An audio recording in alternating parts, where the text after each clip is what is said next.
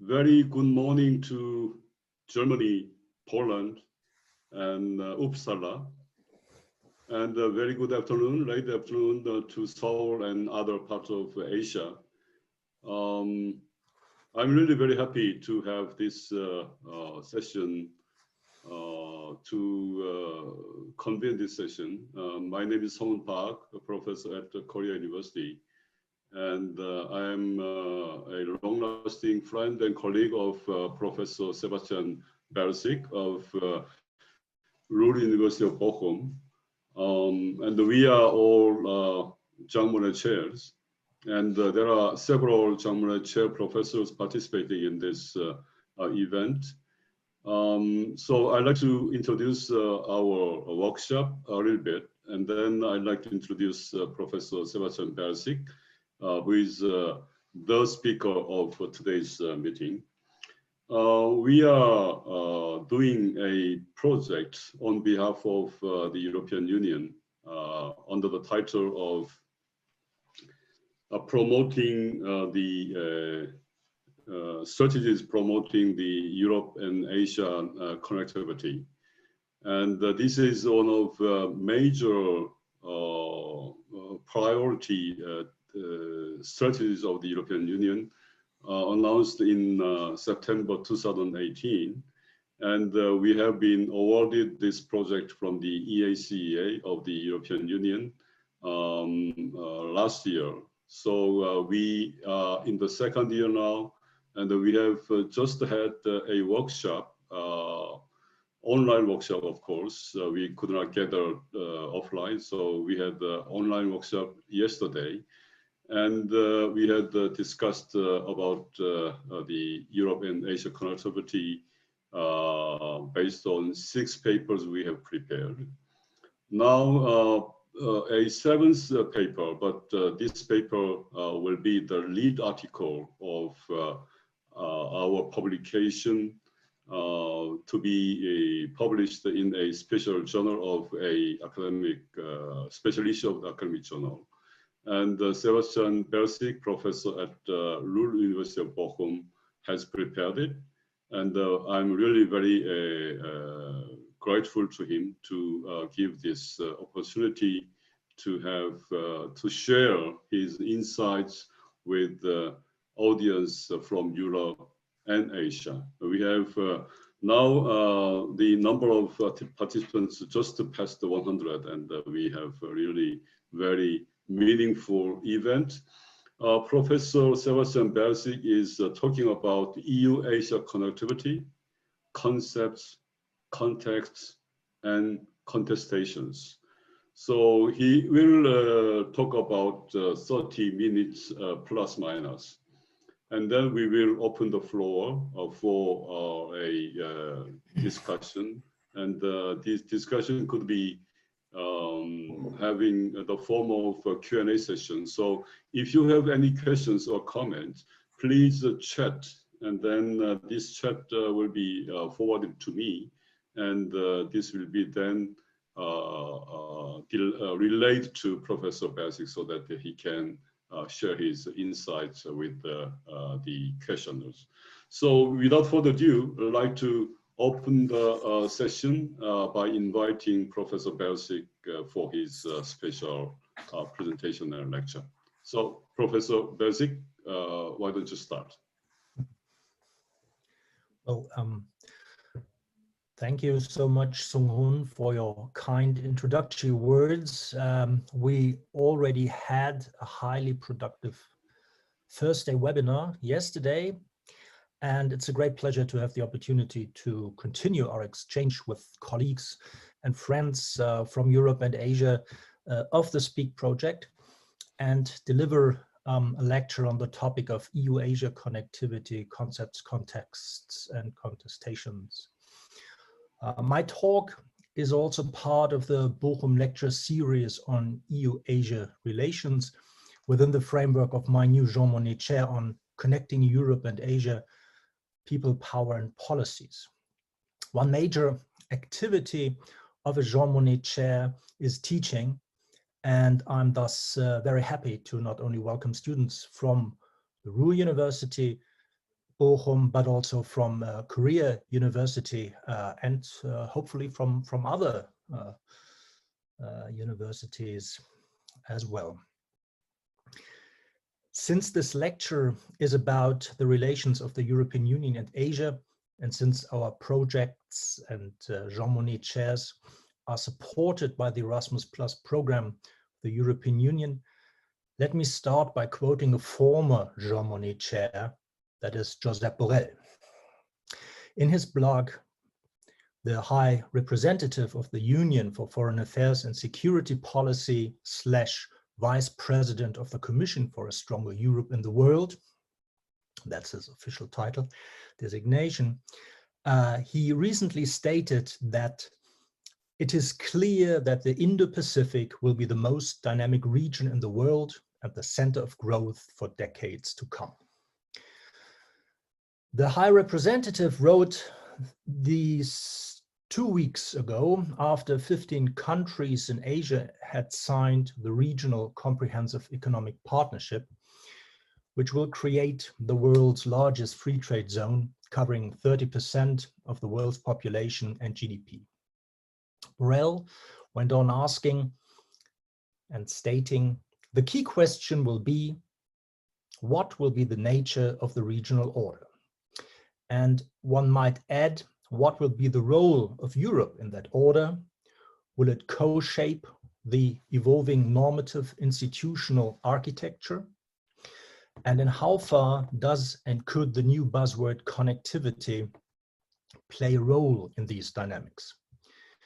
In my lecture, I will critically assess the concept of connectivity in EU-Asia relations from a regional and trans-regional perspective and draw conclusions that aim at stimulating debate about the EU's role and objectives vis-à-vis Asia and the broader region in the making, that is the Indo-Pacific.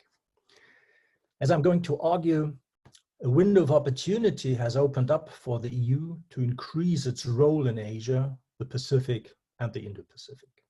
However, the EU needs to demonstrate internal unity, and Europe needs to offer an incentive to the actors in the region.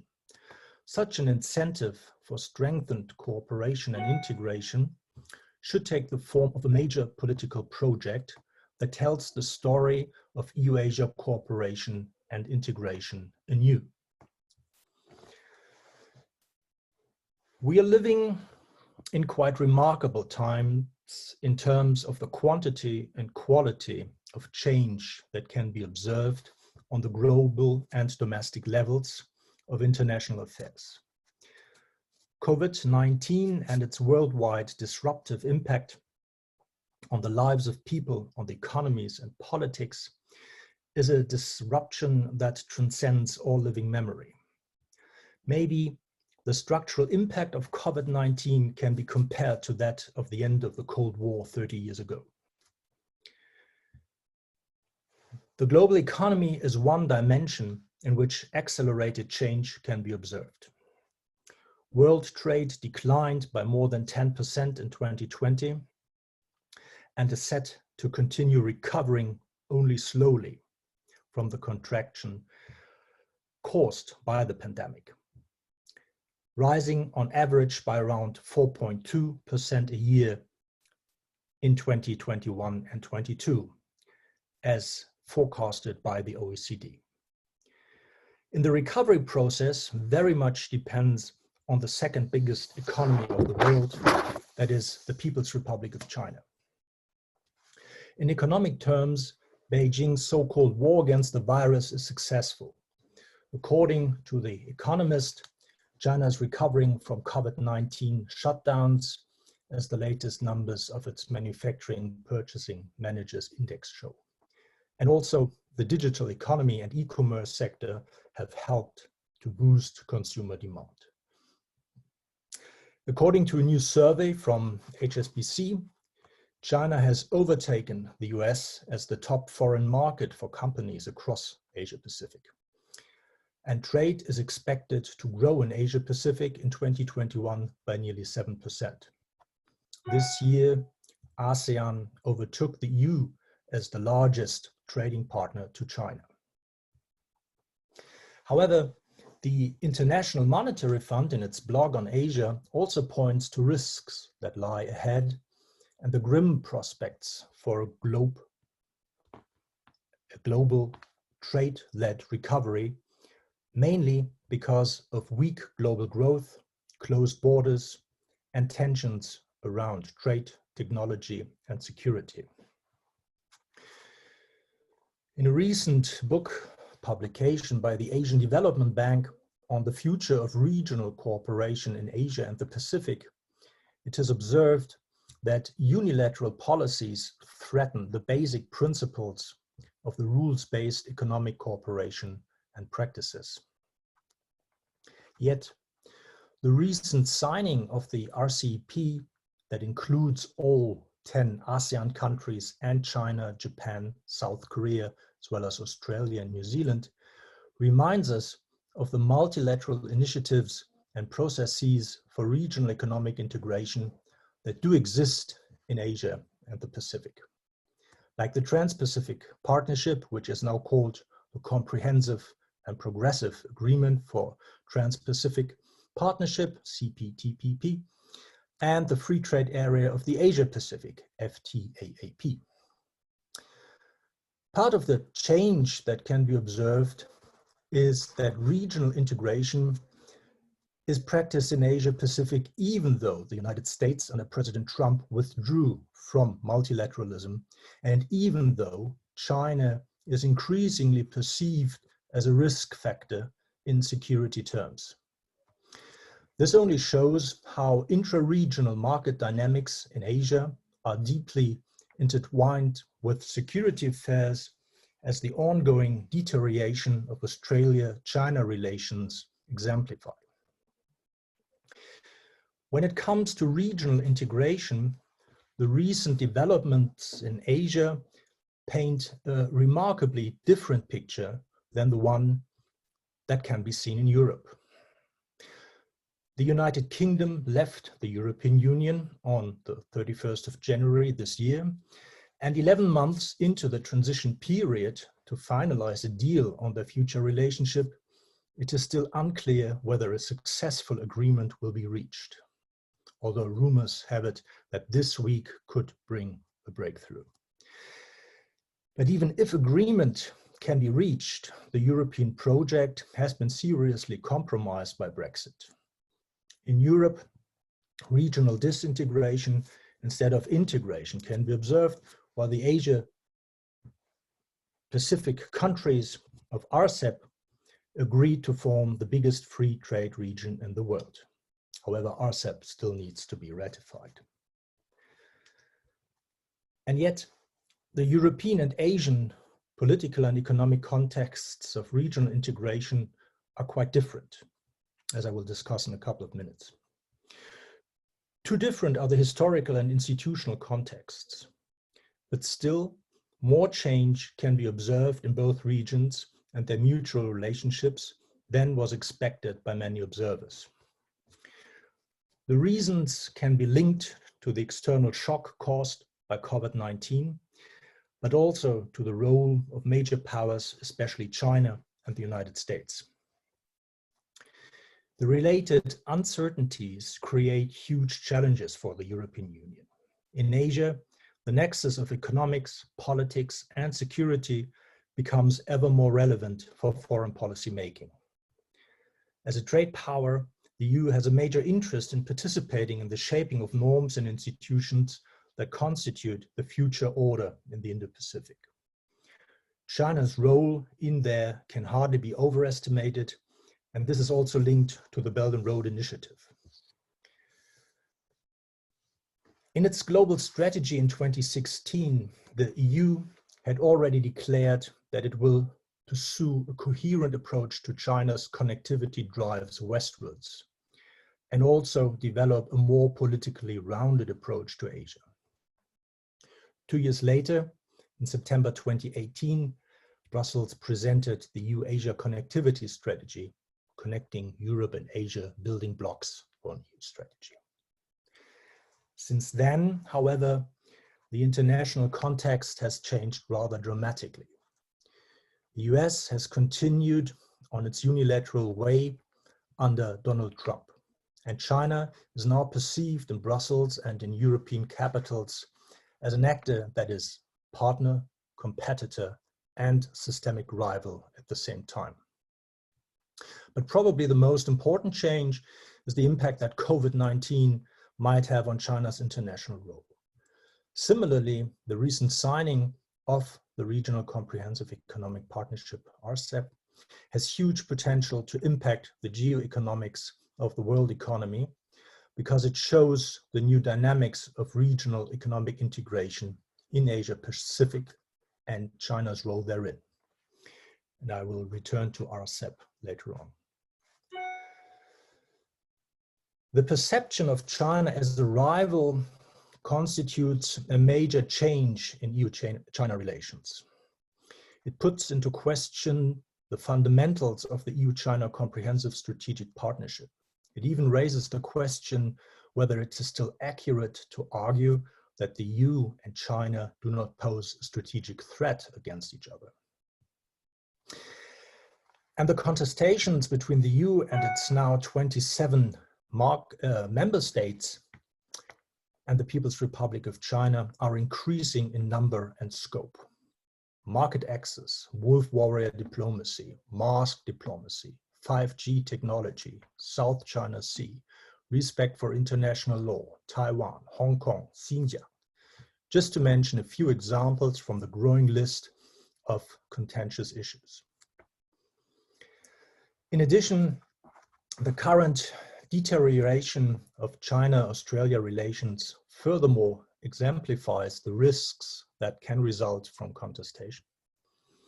In view of the changing strategic environment, the EU-Australia leaders' virtual meeting last week agreed to enhance cooperation to promote shared interests in security and prosperity in Asia and the Pacific, spanning the Indian and Pacific Oceans. And leaders restated their commitment to promote sustainable, comprehensive, and rules-based connectivity. They also agreed to explore synergies between their cooperation on connectivity with third countries, particularly in the Indo-Pacific. The spirit of the meeting sends a clear message to Beijing. The EU is diversifying, deepening, and strengthening its relations with Australia, and connectivity is regarded as an instrument to project shared interests and norms. Germany will send a frigate in the Indo-Pacific, and German officers shall be deployed on Australian Navy units. This development is also in line with the recent publication of the German Indo-Pacific guidelines. Also, France and the Netherlands published strategy papers on their respective role in the Indo-Pacific. No EU guidelines on the Indo-Pacific exist yet, though. A further area of competition and contestation is technology and digitalization and the newly emerging field of cyber diplomacy, where cooperation but also competition and conflict exists. For instance, over the internet and how it should be governed.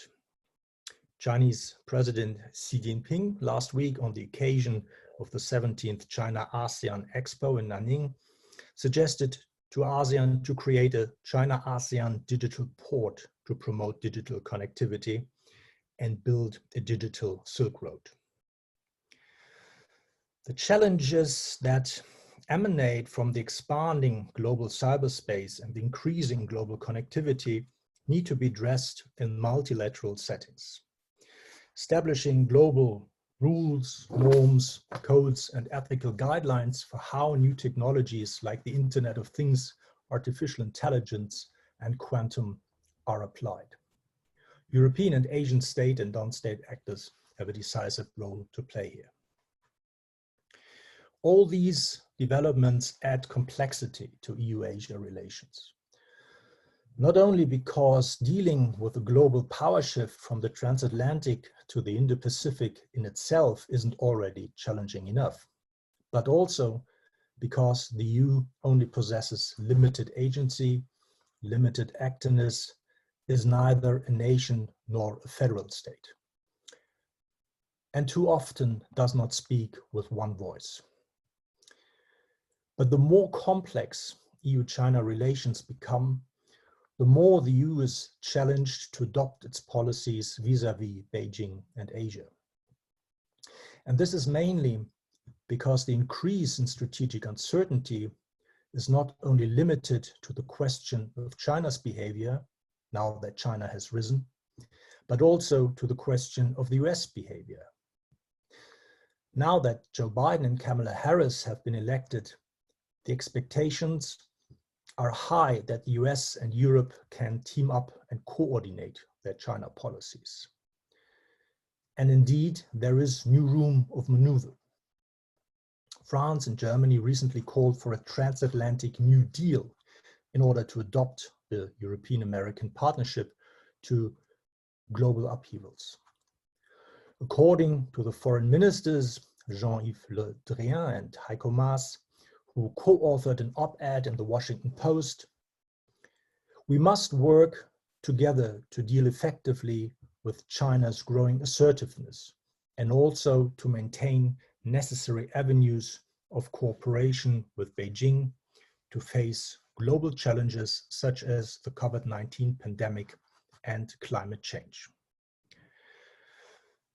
However, it might be, or it might very well turn out to be a strategic miscalculation to think and expect that the US and the transatlantic relationship can deliver on the challenges and opportunities that the EU is facing with regard to Asia.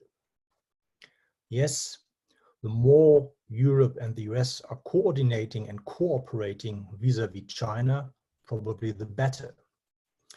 But the answers to the importance of the Indo-Pacific in the 21st century should not overly depend on the possibility of a real interest in Washington, D.C. to increase coordination across the Atlantic. For the EU to play a role according to its interests and norms, more agency is needed. The EU cannot count on any other player to defend the European interest.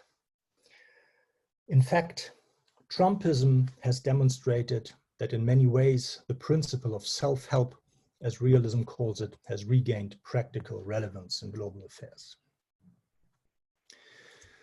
Within the changing strategic context, connectivity needs to be understood as a tool for the shaping of the international order, especially in a post-pandemic environment with like-minded partners.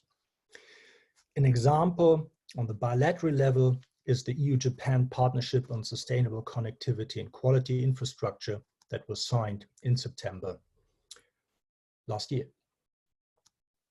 Since the EU's competence and capabilities are probably strongest in the area of its trade policy, let me stay with the example of trade and the role of multilateral regional economic integration. But before I turn to the latest developments in regional economic integration in Asia, let me briefly reflect on the different development paths and historical factors that impacted on regional integration in both regions. Jean Monnet probably symbolizes and represents the European approach to regional integration more than any other person. He was the brain behind the Schuman Plan that led to the pooling of national sovereignty amongst the members of the European project. Theorizing on regional integration is largely driven by the assumption that national sovereignty and by extension nationalism too often has been the cause of contestation, conflict, and war in European history.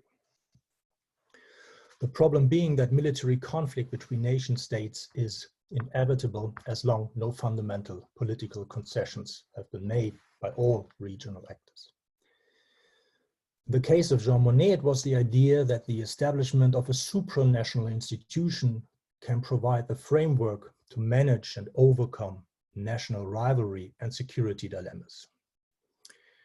The Schuman Plan resulted in the founding of the European Coal and Steel Community in 1951, the first international organization based on the principles of supranationalism.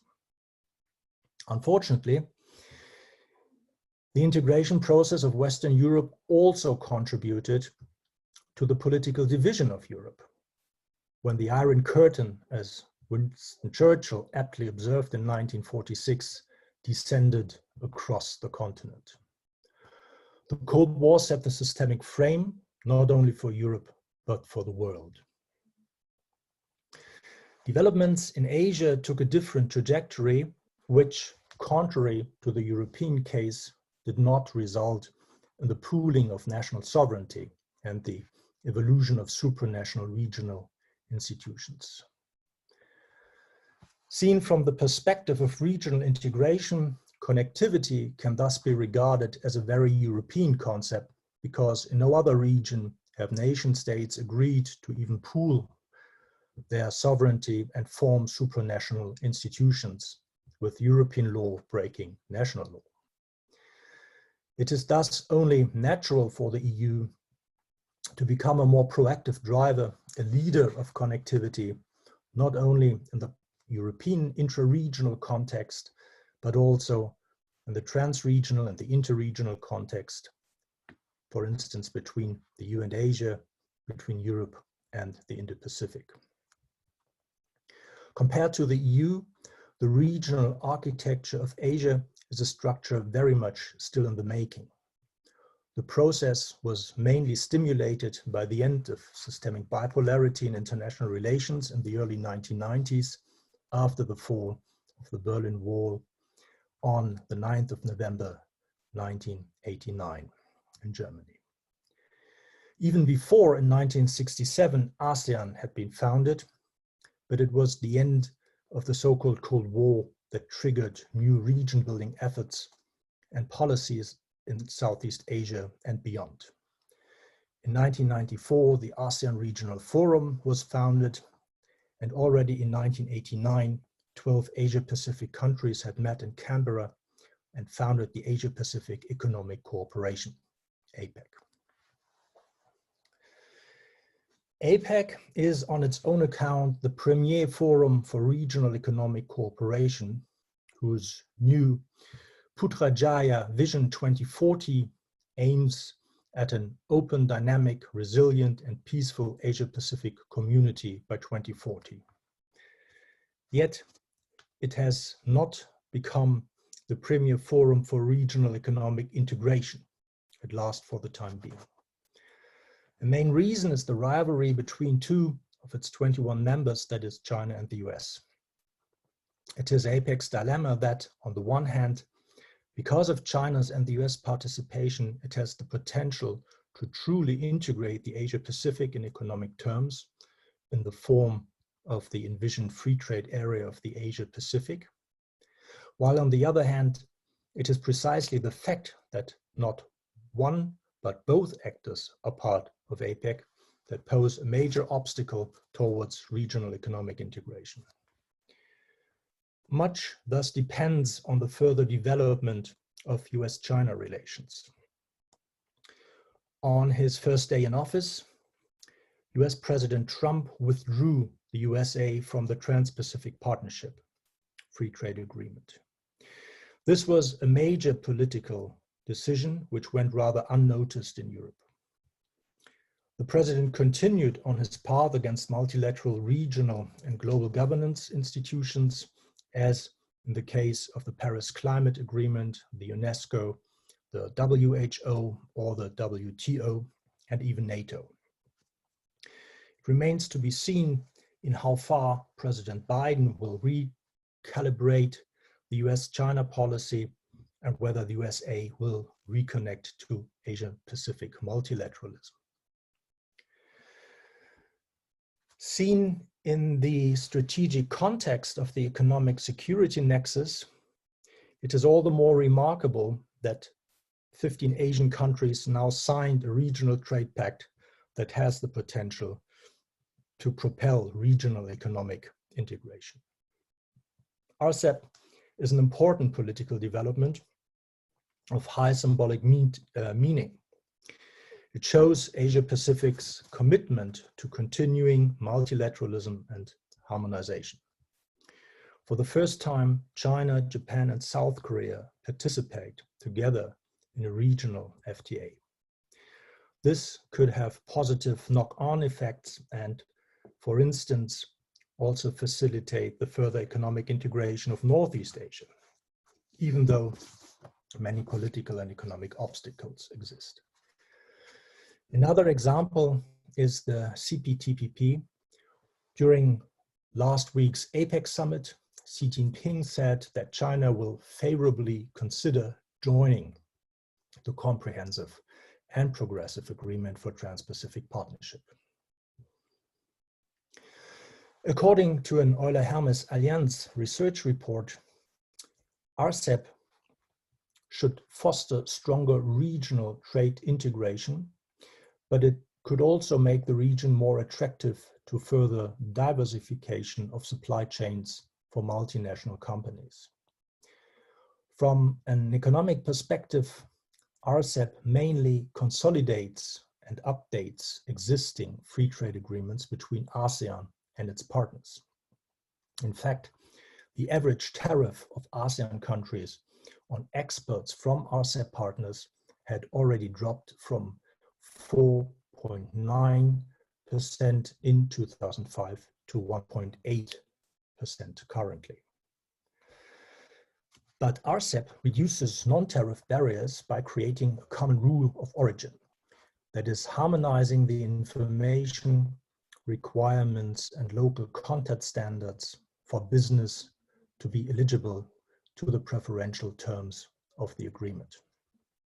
Since all regional FTAs have their own rules of origin, RCEP will therefore facilitate supply chain management and reduce transaction costs for trading with multiple countries. It is estimated that the common rule of origin could reduce export costs, thereby boosting merchandise exports among signatories by around $90 billion on average annually.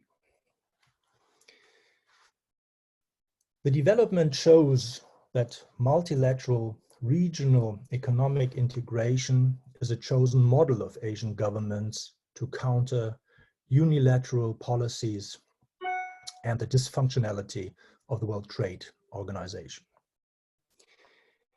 It also brings to the attention that the EU is not part of the ongoing processes of multilateral regional economic integration in Asia, neither in the APEC context nor with regard to RCEP or the CPTPP. So where and why does connectivity enter the picture?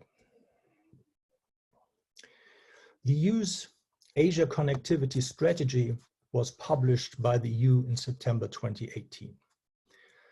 It is an example of a rather reactive strategic way of thinking and foreign policy making, because it was drafted in reaction to China's Belt and Road Initiative at the end of the European Commission's presidency of Jean-Claude Juncker.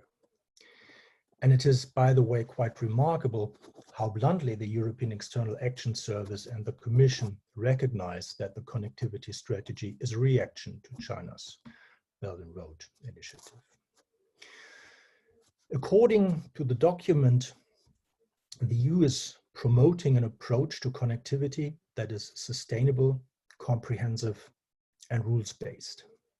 This means that connectivity has to be economically, fiscally, environmentally, and socially sustainable in the long run. Connectivity is about networks and the flow of people, goods, services, and capital. And it means that it is about internationally agreed practices, rules, conventions, and technical standards supported by international organizations and institutions that enable interoperability of networks and trade across borders. Maybe it is the element of a rules-based approach that makes this European definition of connectivity most distinct from others and sets it apart. It points to the normative institutional dimension of connectivity. Also, the 10 Southeast Asian ASEAN countries have developed a connectivity strategy, and that already in 2010, which focuses on their mutual connectivity and the vision of a seamlessly and comprehensively connected and integrated ASEAN that will promote competitiveness, inclusiveness, and a greater sense of community.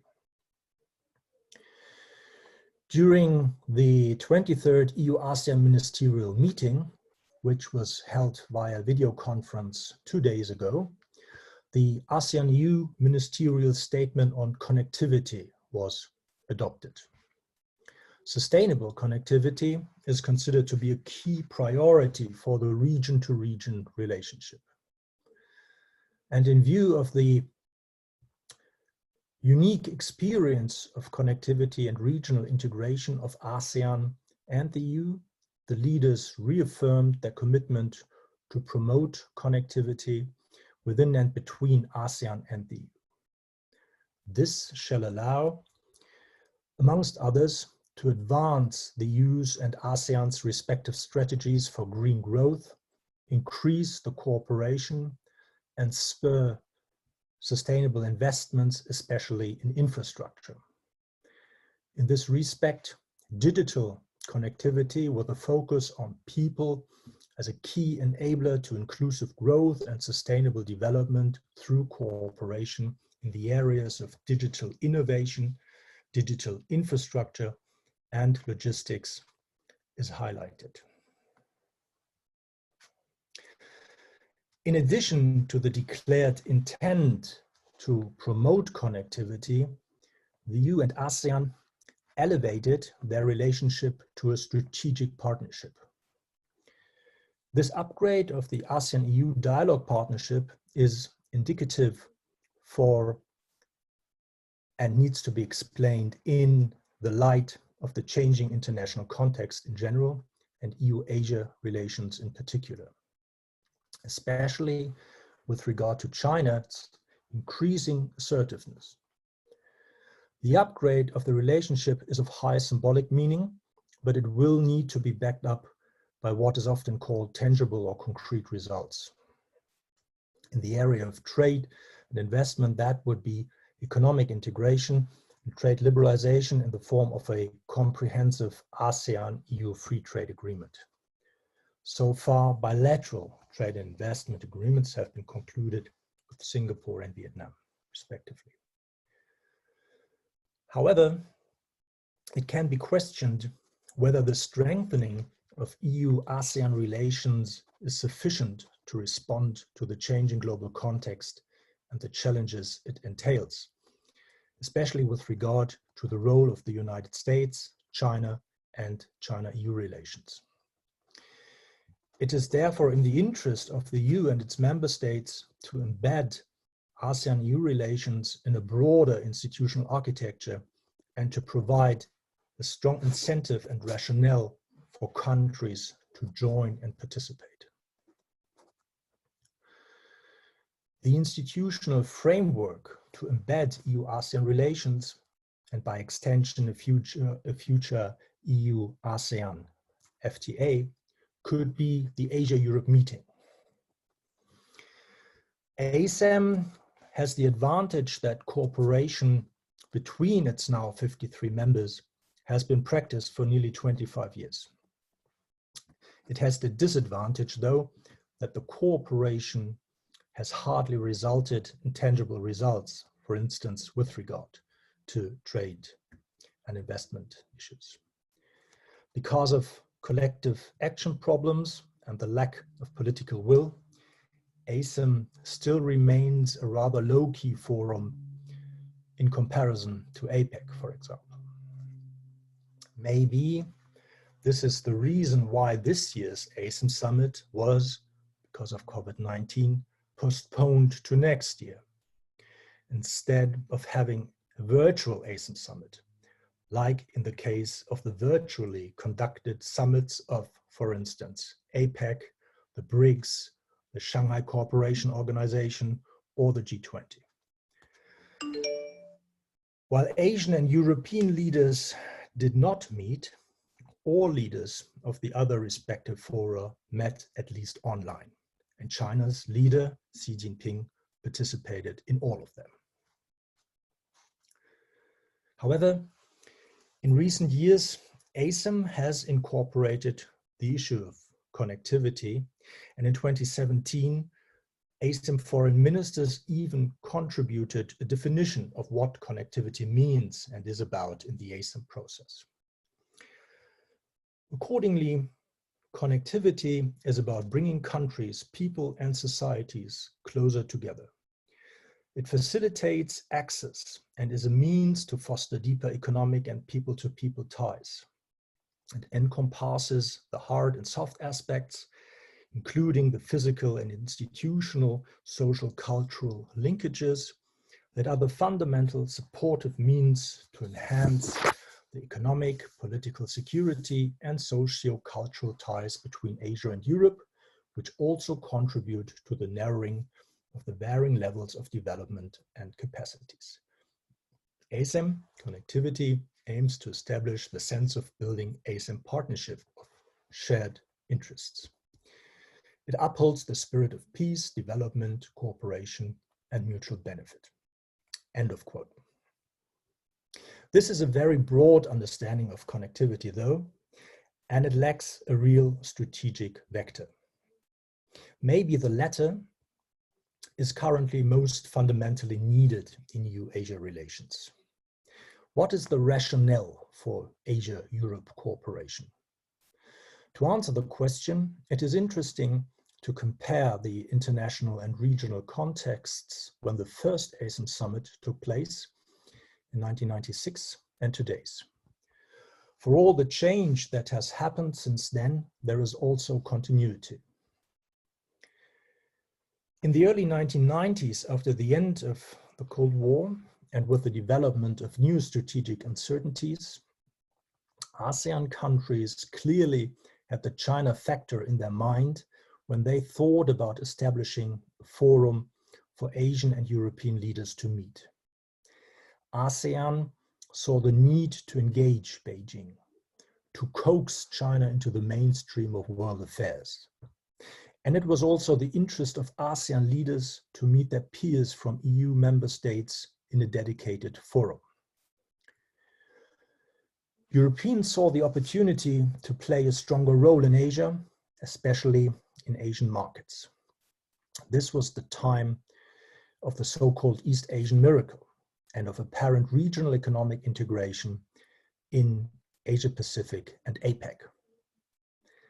At least some Asian actors also expected Europe to potentially play a bigger security role in Asia. The Europeans, however, never really delivered. The expectations on the Asian side were hardly met after the Asian financial crisis had kicked in 1998. Since then, the global and regional geopolitical and geoeconomic contexts have changed significantly. Multilateralism and the liberal order, even the concept of the West, is compromised. But there is also continuity, and this is related mainly to China. How to deal with the rising China? How to deal with China in a post-pandemic environment now that it effectively has risen? In the early 1990s, ASEAN's answer was that you need to engage China, especially by creating regional institutions instead of antagonizing it. The ASEAN countries continued on their road to integration. Regional institutions like the ASEAN Regional Forum, the East Asian Summit, or interregional ones like ASEM were founded, all with various success. Geopolitics and the interests of a few often trump the region-building agenda.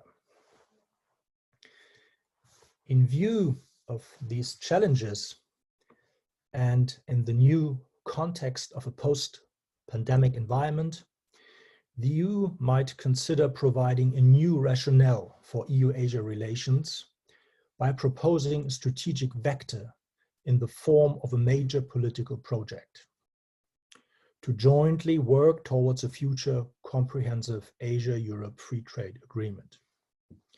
Such a political project would aim at multilateralizing existing FTAs between the EU and Asia, EU-South Korea, EU-Japan, EU-Singapore, EU-Vietnam. But the project should also facilitate ongoing negotiations with like-minded countries like Australia or India or Indonesia. And it could also provide a reason for ASEAN and the EU to move towards a region-to-region agreement for the EU and China to enter into free trade negotiations once and if the ongoing negotiations for the EU-China Comprehensive Agreement on Investment will be successfully finalized. Based on its open and inclusive character, all interested economies could participate, also Taiwan, if considered appropriate. With regard to the area of trade and investment, the EU would thereby follow a policy of multilateralization as opposed to its current rather bilateral approach.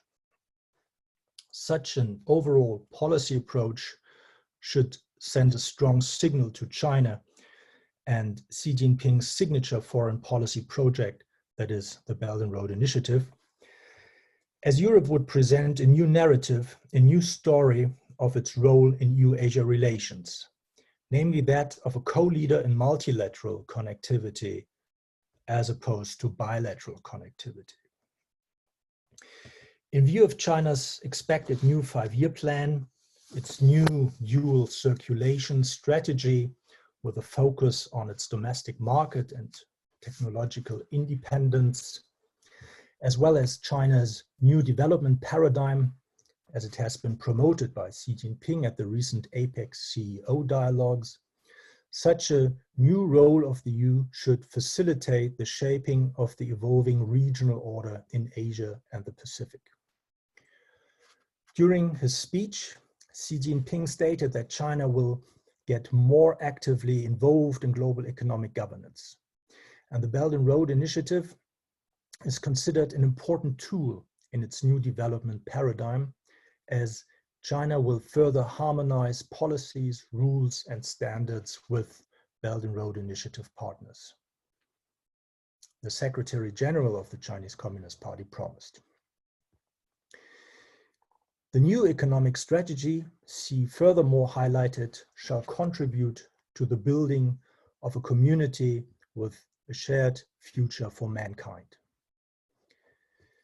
The EU's offer of a political project in EU-Asia relations and of a new narrative of trade would provide for an alternative that complements the Chinese approach to the evolution of a normative and institutional architecture. Summing up, it can be concluded that if actors in the Asia-Pacific proactively engage in multilateral regional integration, as in the cases of RCEP and CPTPP, then the EU is a natural partner. But the EU needs to convince its counterparts, especially ASEAN and its members, that it is ready to deliver. In this process, a comprehensive ASEAN-EU FTA would be a first litmus test. The EU should therefore offer its partners in the region a political project, an Asia-Europe free trade agreement. A more integrated connectivity strategy is needed to provide additional rationale, a vector, or in EU parlance, finalité, to the various processes in bilateral and multilateral formats that exist between the EU and Asia. The EU needs to frame itself as a provider of collective goods by creating markets and development for all based on rules, norms jointly agreed on. At the same time, however, each step needs to be developed and judged in light of the EU's interests.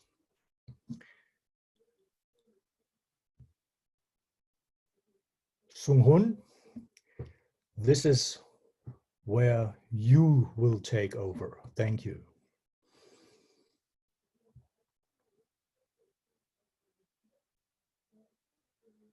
Hello?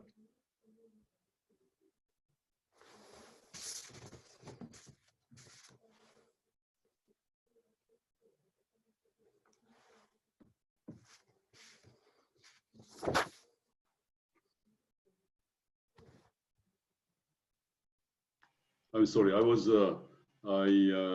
turned on my microphone. Oh, yes. So Sebastian has provided us lots of food for our digestion in terms of brainstorming, in terms of discussion about Asia-Europe connectivity, how the contexts are, and how the contestations are now shaped. I'd like to open the discussion by asking you one or two questions. You have sketched the developments of Asia-Europe relations, comparing today with the first half of 1990s.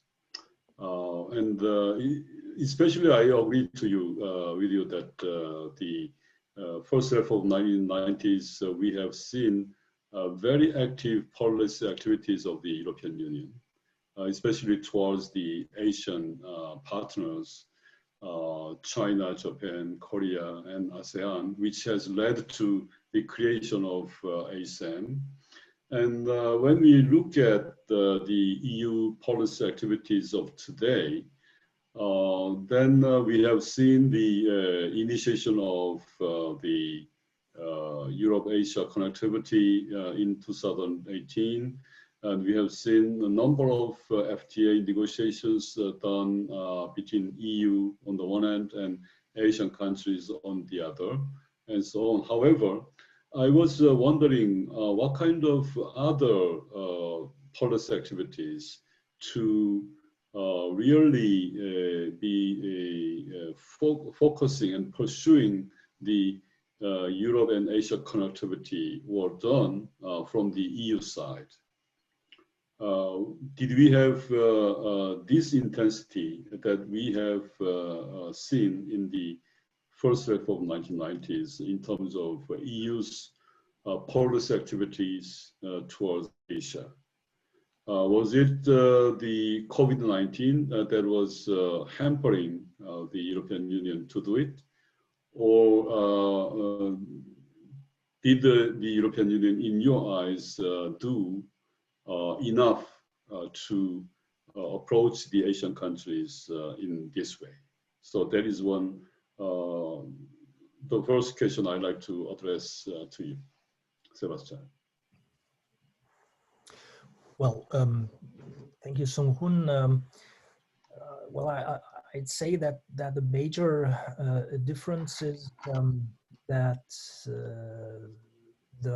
in the mid 1990s there was a broader consensus for a multilateral approach and a region-to-region approach. That is that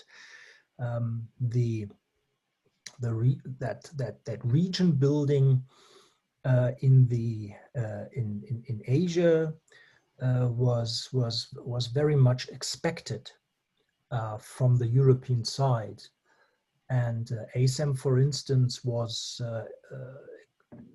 considered to be a forum in which regional integration on the Asian side could and would take place.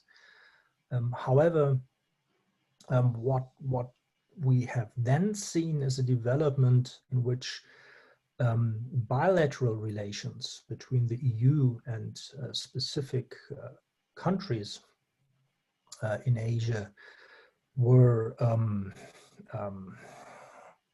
became more progressive, and we saw, for instance, no negotiations on an EU-ASEAN agreement making headway, but instead the successful conclusion of a free trade agreement with Singapore and Vietnam, and individual and further bilateral negotiations ongoing. At the same time, the free trade agreement with South Korea and with Japan were successfully conducted. Maybe because of this, the aspect or the element of China's role in the overall regional context was less discussed, and instead bilateralization, as I once stated or called it, took place. Okay. At the end of your presentation, you made a thought about Europe-Asia FTA as a grand project for the both regions. Of course, we know that it is not easy one because we are involving, especially in the context of ASEAN membership. We have 51 countries, 30 from Europe, 21 from Asia. So they are also at very different levels of economic development and so on. Therefore, it is not easy. But if you think about the possibility of this Europe-Asia FTA, is the possibility and probability higher with the presence of Joe Biden as a new president of the United States? Well, that is hard. That is difficult to predict and to speculate on. Yes, this is a very ambitious project. That would be a very ambitious project. That's why I call it a political project. That is something that would be based on a decision, on a political decision, in light of the changing global economic and strategic context, which is linked to the role of the United States. And whether under a rather protectionist or unilateralist or a more multilateral presidency in the United States, in how far that would impact, well,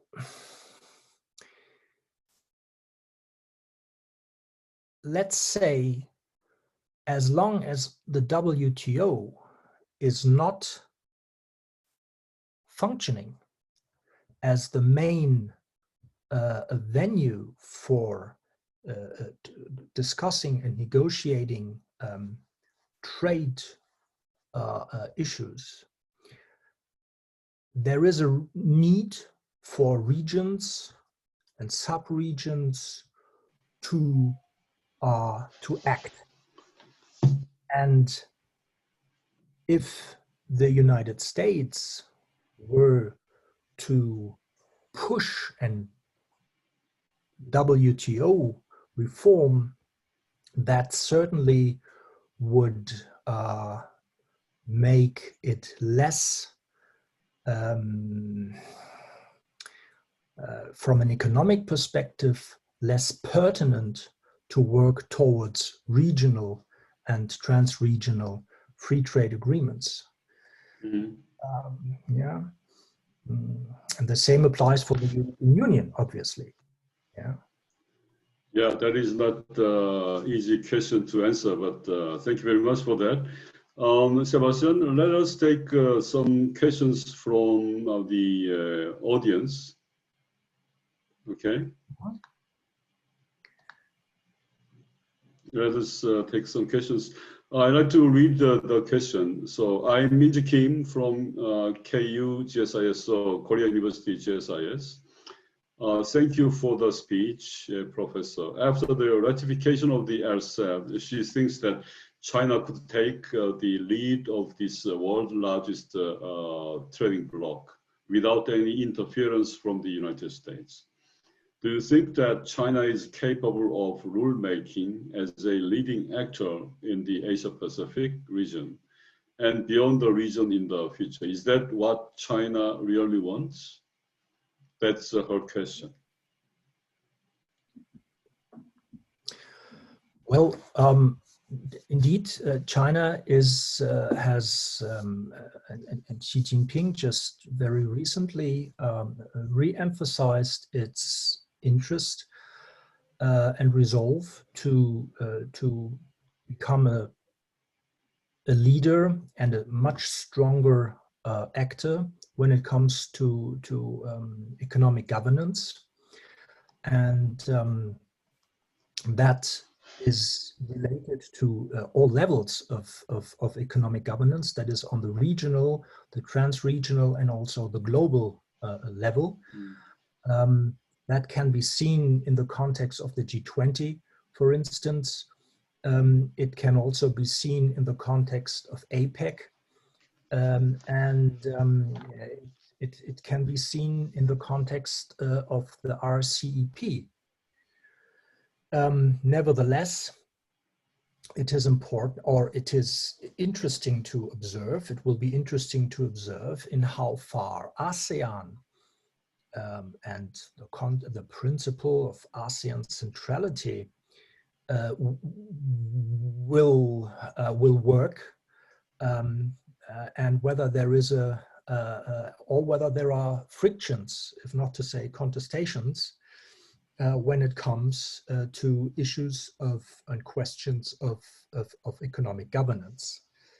And here precisely the need to coordinate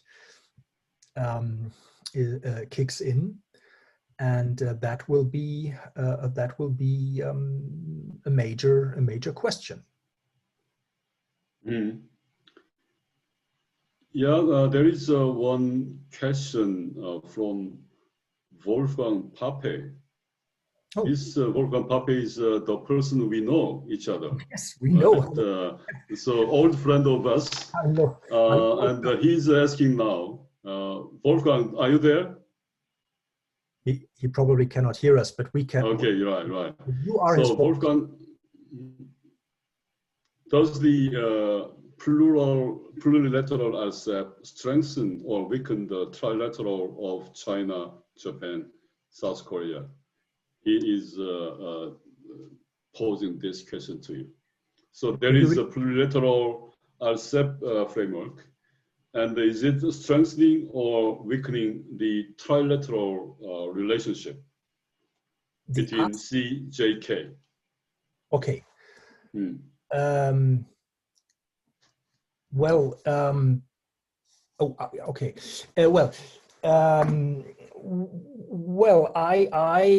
as I said, there are good reasons that there is this knock-on effect now that all three, that is Japan, China, Japan, and South Korea, have become or have signed RCEP, that there will be that this will cause a process of harmonization, for instance, with regard to the rules of origin, that can also have a positive functional effect on negotiations with regard to a possible free trade agreement between those three Northeast Asian countries. However, as has become obvious also during the recent last week's visit by the Chinese Foreign Minister Wang Yi in the three countries, there are still many obstacles. Summits have been postponed, so there are political issues, so it is.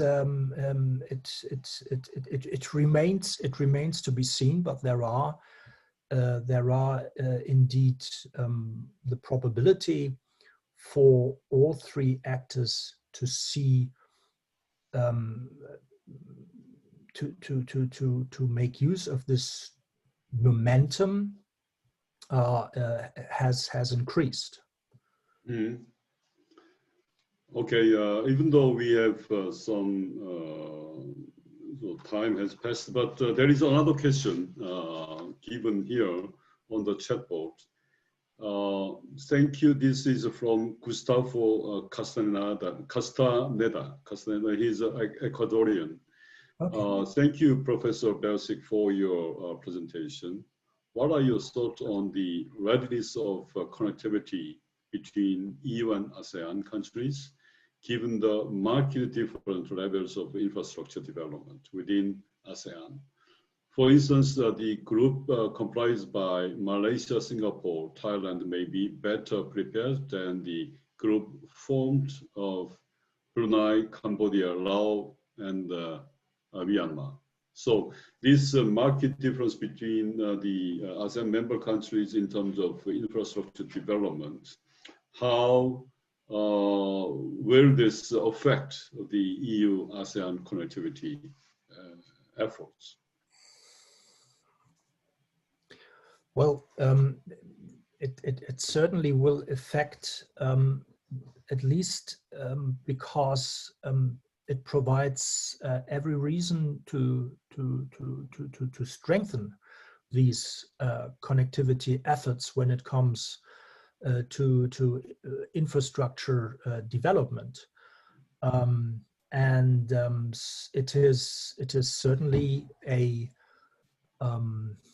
huge challenge to deal with the different levels of development within ASEAN. However, I think that as in the area of trade, the EU has demonstrated by negotiating with Singapore, which is a highly developed industrial country, and on the other hand, with Vietnam, that even though different levels of exist, it is possible to reach agreement that is on a legal basis. So I rather see this as a reason for to strengthen cooperation than as an obstacle to cooperation. Thank you very much. I think there are no further questions from the side of the audience, and my video is turned on and off because of the connectivity issue. Because this is a connectivity project, but we have really connectivity issue. However, it's a really very good opportunity that we can be connected in this way to have discussion. It's due to the COVID-19. However, we take this as an opportunity to keep connected, to cooperate on substantive issues, and so on. Finally, I'd like to tell Wolfgang Pape, if you hear my message, let's keep in touch and let's be connected further and further. Sebastian, thank you very much for your really very interesting presentation, and also very insightful answers to the questions we have raised. I think our session is now up, and let's bring this session to conclusion. Do you have any final words to tell the audience?